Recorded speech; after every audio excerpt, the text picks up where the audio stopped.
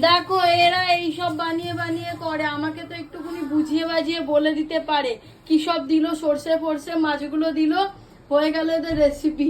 Cooker দেবে, ব্যাস 3টে সিটি মারবে, হয়ে যাবে এদের মাছ। লঙ্কা এরকম তো ইলিশ করে গো, তাই না? মাছও করে। এটা কি মাছ? বাটিতে দে। এই যে কালকে মেলা থেকে নিয়ে এসেছিলাম এই পাঁপড়গুলো, এইগুলো তো এইগুলো আমি নিয়ে এসেছি। এবার এটা মায়ের বাড়িতে দিয়ে দেবো, মাকে একটু দেবো। আর আমার 4টে রুমমেট এখানে আছে, 4 জন, তো 4 জনকে দিয়ে দিয়েছি অল্প অল্প করে পাঁপড়। এটা একটা করে দিয়েছি, এগুলো সব মিক্স করে সবাইকে অল্প অল্প অল্প করে 4টে ভাগ করে দিয়েছি। আর বাকি এগুলো আমার থাকলো, এগুলো আমি করে করে খাবো, কারণ সবাইকে তেলে ভেজে ভেজে করে খাওয়ানোর মতন আমার ক্ষমতা নেই, অত তেল নেই, তাই সবাইকে শুকনো দিয়ে দিয়েছি, যে যার মতো ভেজে ভেজে খেয়ে নেবে। এই হলো ব্যাপার। আমার বোন আসবে, ততক্ষণ অপেক্ষা, এটা রাখা রইলো, আসবে ও নিয়ে যাবে।